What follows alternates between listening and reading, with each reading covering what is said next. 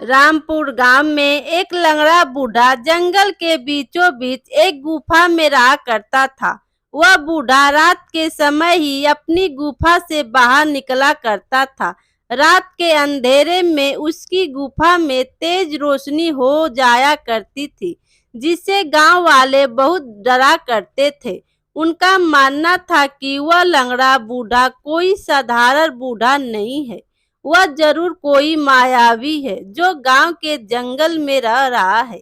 एक दिन गांव का एक युवक जिसका नाम झमरू था, वह जंगल से गुजर रहा था।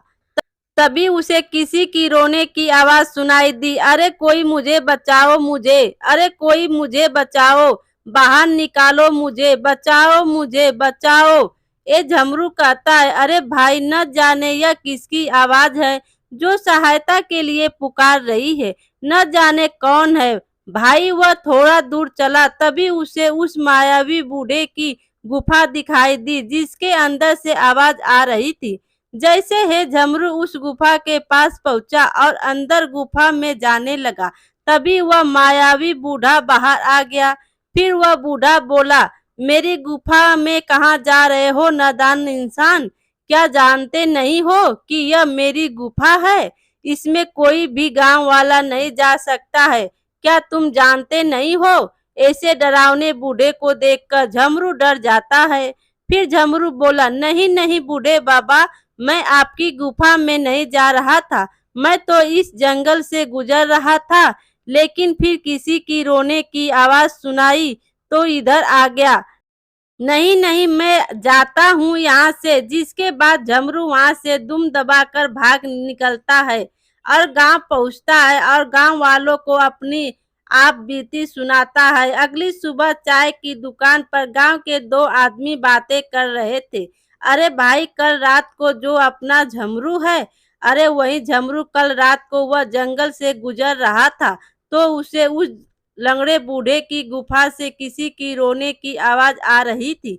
भैया जैसे ही झमरू उसे देखने के लिए आगे बढ़ा, वह मायावी डरावना बूढ़ा जो है वह उसके सामने आ गया। अरे बेचारा जो है जैसे तैसे अपनी जान बचाकर वहां से भागा है। अरे कल रात से बुखार में पड़ा है। भैया मोनू, न जाने भैया क्या राज दफन है।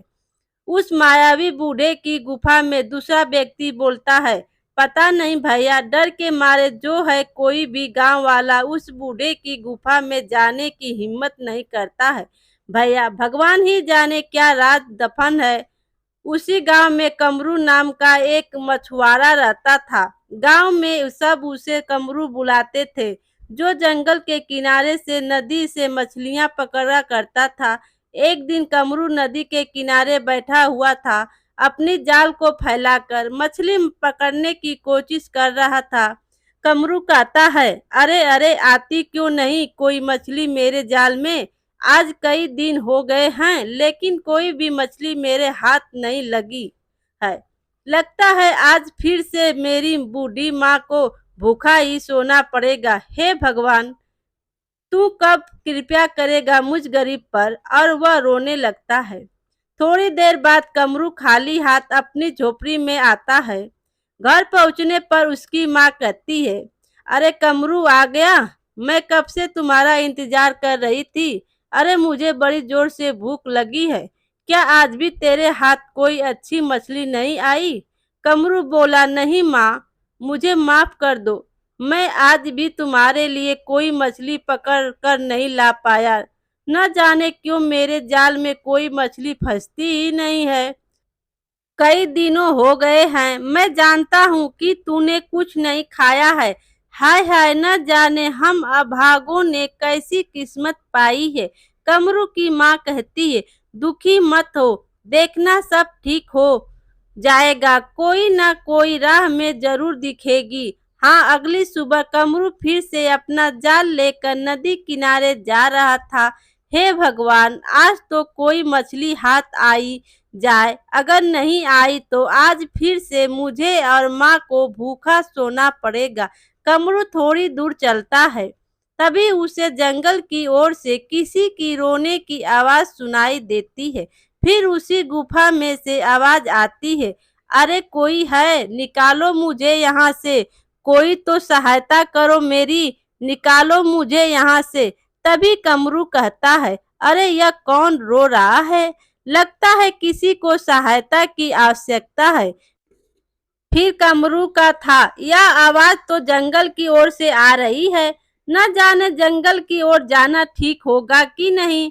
गांव वाले तो अजीबो गरीब बातें करते हैं इस जंगल को लेकर, लेकिन कोई सहायता के लिए पुकार रहा है, इसलिए जाना होगा। जैसे ही कमरू थोड़ा आगे बढ़ता है, अचानक से उसे उस मायावी बूढ़े की गुफा से जोर जोर से रोने की आवाजें सुनाई देने लगी। उस गुफा से आवाज आती है, अरे कोई है इस जंगल में, मेरी सहायता करो, मैं मर रहा हूँ। फिर कमरू कहता है, न जाने यह किसकी आवाज है, कौन सहायता के लिए पुकार रहा है। कमरू जैसे ही आगे बढ़ा तो उसे उस लंगड़े मायावी बूढ़े की गुफा दिखाई दी जहां से आवाजें आ रही थी। कमरू कहता है, अरे आवाज तो इस गुफा के अंदर से आ रही है, लगता है अंदर कोई सहायता के लिए पुकार रहा है। लेकिन क्या मेरा अंदर जाना ठीक रहेगा? गांव वाले इस गुफा को मायावी समझते हैं। नहीं नहीं, मुझे अंदर जाना ही होगा।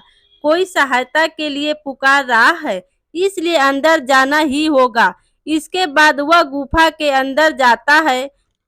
तभी कमरू देखता है कि एक हिरण पिंजरे में बंद होती है, जो कि इंसान की आवाज में आवाज दे रही है।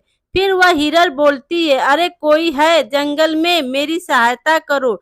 उस पिंजरे के अंदर हिरण को देखकर कमरू हैरान हो जाता है और कहता है, अरे तुम हिरण हो, लेकिन इंसान की आवाज में कैसे बात कर रही हो? फिर वह हिरण बोलती है, मुझे उस मायावी बूढ़े ने हिरण बना दिया है। मैं एक तपस्वी ब्राह्मण हूँ जो इस जंगल में तपस्या करने उद्देश्य से आया था और यहाँ उस मायावी की गुफा में आ गया और इस गुफा में बैठकर तपस्या करने लगा। तभी वह मायावी बूढ़ा यहाँ आ गया और मुझे अपनी गुफा में देखकर क्रोध से भर गया और उसने अपनी मायावी शक्ति से मुझे हिरण बनाकर पिंजरे में कैद कर दिया है। कमरू पूछता है, तपस्वी ब्राह्मण, लेकिन वह मानवी बूढ़ा है कौन? क्यों इस जंगल में सबसे छुपके क्यों रहता है? क्या अब तुम अपने असली रूप में कभी नहीं आ पाओगे? वह तपस्वी ब्राह्मण बताते हैं, वह मायावी बूढ़ा बहुत ही खुखार है। उसके पास में कई मायावी शक्तियां हैं जो कई सालों से एक खजाने की तलाश में है। उसके पास एक नायाब पत्थर का टुकड़ा है, वह बहुत ही चमकदार है, जो उसे उस खजाने का रास्ता बताएगा। वह खजाना यही इस गुफा में दफन है, लेकिन वह तभी सामने आएगा जब वह दो नायाब पत्थर आपस में मिल जाएंगे। उस नायाब पत्थर के दो टुकड़े हैं, लेकिन उस मायावी बूढ़े के पास सिर्फ एक ही टुकड़ा है, जिससे वह रोज रात को बाहर निकलता है ताकि वह उसका दूसरा टुकड़ा ढूंढ सके। इसलिए रोज रात को इस नायाब पत्थर के कारण इस गुफा में रोज रात को तेज रोशनी हो जाती है। कमरू पूछता है, लेकिन उस नायाब पत्थर का दूसरा टुकड़ा कहाँ पर है? क्या तुम अपने असली रूप में नहीं आ सकोगे? और मैं तुम्हारी सहायता कैसे कर सकता हूँ भला? फिर तपस्वी ब्राह्मण बताते हैं, तुम्हें जंगल से लाल कमल के फूल लाने होंगे। उन फूलों को खाकर मैं असली रूप में आ जाऊंगा। जब तुम्हें वह फूल प्राप्त होंगे तो तुम्हें उस नायाब पत्थर का दूसरा टुकड़ा भी प्राप्त हो जाएगा, जिससे उस रहस्यमयी खजाने का पता चल जाएगा। लेकिन यह सब तुम्हें उस मायावी बूढ़े की नजरों से बचकर रहना होगा। अब वह अभी अपनी गुफा में आता ही होगा, तुम जाओ यहाँ से। कमरू कहता है, हाँ हाँ, मैं अभी तुम्हारे लिए कमल के लाल पुष्प लेकर आता हूँ। जिसके बाद कमरू लाल पुष्प लेने जंगल जाता है और एक नदी किनारे लाल कमल के फूल देखता है। लेकिन वह फूल लेने के लिए जैसे ही हाथ आगे बढ़ाता है, वह कमल के फूल गायब हो जाते हैं। कमरू यह देखकर हैरान हो जाता है। वह जब भी अपना हाथ फूल की ओर बढ़ाता, वह गायब हो जाते। फिर कमरू कहता है, न जाने यह फूल मेरे हाथ लगते क्यों गायब हो जा रहे हैं। फिर कमरू हाथ जोड़कर कहता है, भगवान अब तुम ही कोई राह दिखाओ, मेरी तो कुछ समझ में नहीं आ रहा है। तभी कमरू के पास नदी से एक बड़ी सी मछली बाहर आती है। फिर वह मछली बोलती है, तुम जो कोई भी हो, यह चमकदार कमल के फूल तुम्हें ऐसे ही प्राप्त नहीं होंगे। इसके लिए तुम्हें अपनी कोई एक वस्तु जो तुम्हें सबसे प्रिय हो और तुम्हारे लिए जरूरी हो, इस नदी में डाल देनी होगी, तभी यह फूल हासिल हो पाएंगे। फिर कमरू कहता है, मछली जी मेरे पास तो कुछ भी ऐसा नहीं है, मैं तो एक गरीब मछुआरा हूँ जो मछलियाँ पकड़ कर ही अपना गुजर बसर करता हूँ। मेरे पास तो इस मछली के जाल के सिवा और कुछ भी नहीं है और मुझे यह सबसे प्यारा भी है। यह न हो तो मैं मछलियाँ पकड़ भी ना पाऊँ। हाँ, मैं इसे ही नदी में डाल देता हूँ। जिसके बाद कमरू अपना जाल उस नदी में डाल देता है। जिसके बाद वो कमल के चमकदार फूल फिर से दिखाई देते हैं। कमरू उन्हें तोड़ लेता है। जैसे ही कमरू के हाथ में फूल आते हैं, अचानक से नदी किनारे एक पत्थर बहुत चमकने लगता है। कमरू कहता है, फूल तो मुझे प्राप्त हो गए हैं, लेकिन यह चमकती हुई चीज क्या है भला? फिर वह बड़ी मछली बोलती है, यह चमकती चीज उस नायाब पत्थर का दूसरा टुकड़ा है। तुम एक ईमानदार और साफ दिल इंसान हो, जिसके पास इस नदी को देखने के लिए कुछ भी नहीं था, लेकिन तुम्हारे लिए जो सबसे कीमती और उपयोगी था, तुमने वही इसमें डाल दिया। इसलिए यह नायाब पत्थर तुम्हारे हिस्से में आ गया है। जाओ इसे यहाँ से ले जाओ। इससे पहले ही वो मायावी बूढ़ा यहाँ आ जाए, वह तुम्हें अपनी मायावी शक्तियों से मार डालेगा। जाओ यहाँ से ले जाओ। इस पत्थर को कमरू वहां से चमकदार लाल फूल और घर का टुकड़ा लेकर उस मायावी बूढ़े की गुफा में आ जाता है। फिर कमरू उस हिरण को कहता है जो तपस्वी ब्राह्मण बना हुआ है, यह देखो ले आया मैं तुम्हारे लिए चमकदार लाल कमल के फूल। कमरू वह फूल उस हिरण को देने ही वाला होता है, अभी वहां पर मायावी बूढ़ा आ जाता है। फिर बूढ़ा बोलता है, कौन हो तुम लड़के, और तुम मेरी इस गुफा में आने का दुस्साहस कैसे किया? कमरू बोला, बूढ़े बाबा मेरा उद्देश्य आपको कोई हानि पहुंचाना नहीं है, मैं तो बस इस हिरण रूपी ब्राह्मण की सहायता कर रहा था। फिर बूढ़ा बोलता है, नादान लड़के, इस ब्राह्मण के साथ अब तू भी मारा जाएगा। मेरे इस खजाने की खोज में जो भी बाधा बनेगा मारा जाएगा। कमरू बोला, क्षमा करे बूढ़े बाबा, मुझसे भूल हो गई। बूढ़ा बोला, तो अब सजा भुगतो। जैसे ही बूढ़ा अपनी शक्तियों से कमरू पर प्रहार करता है, कमरू गुफा की दीवार पर जा टकराता है और उसके हाथ से वो कमल के फूल हिरण के आगे गिरते हैं और चमकीला पत्थर दूसरे कोने में। कमल के फूल को हिरण झट से खा जाती है, जिससे हिरण तपस्वी ब्राह्मण का रूप ले लेती है। तभी वह मायावी बूढ़ा गुस्से में अपनी मायावी शक्तियों से पूरी गुफा को ऊपर उड़ा देता है और तपस्वी ब्राह्मण मायावी बूढ़े में घमासान युद्ध होता है। फिर तपस्वी ब्राह्मण कहते हैं, अब तुम्हारा अंत है दोस्त। मायावी बूढ़ा बोलता है, तुम मेरा कुछ नहीं बिगाड़ सकते है। मायावी बूढ़ा ब्राह्मण का गर्दन पकड़कर ऊपर उठा देता है। तभी वहां बेहोश कमरू उठकर उस चमकीले पत्थर को उठाता है और उसका दूसरा टुकड़ा मायावी बूढ़े के पास गिरा होता है। कमरू उन दोनों टुकड़ों को जोड़ देता है, जिससे बहुत तेज रोशनी निकलती है। कमरू यह देखकर हैरान हो जाता है और उस रोशनी के तेज से मायावी बूढ़ा जल जाता है। फिर तपस्वी ब्राह्मण कमरू से कहते हैं, कमरू तुम डरो मत, इस नायाबी पत्थर ने इस मायावी बूढ़े की लालच की सजा इसे दे दी है। यह कोई साधारण पत्थर नहीं है। जब भी कोई अपने लालच के लिए इसे इस्तेमाल करेगा तो यह उसे जलाकर राख कर देगा, लेकिन यह मायावी बूढ़ा यह जानते हुए भी अपने लालच में अंधा हो गया और अपना सर्वनाश कर बैठा।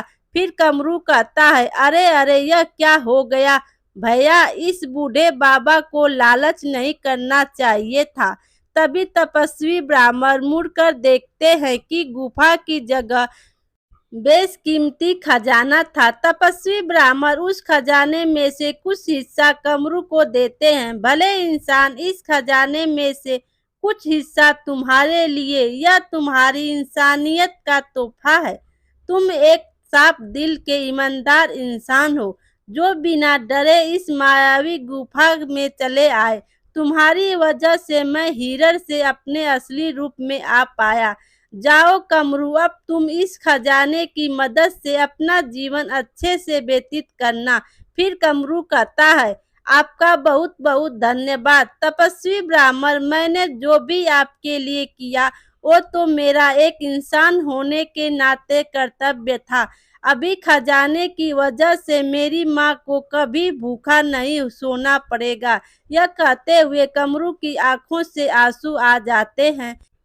फिर तपस्वी ब्राह्मण कहते हैं, हे रहस्यमयी खजाने, तुम अपनी जगह पर वापस चले जाओ। यहाँ तुम्हारी आवश्यकता इस गरीब मछुआरों को थी जो कि तुम्हारे कुछ हिस्से से पूरी हो गई है। मैं एक तपस्वी ब्राह्मण हूँ, मुझे तुम्हारी भला क्या आवश्यकता है। तुम अपने स्थान पर वापस जा सकते हो। जिसके बाद वो खजाना और वो नायाब पत्थर अपने आप गायब हो जाते हैं।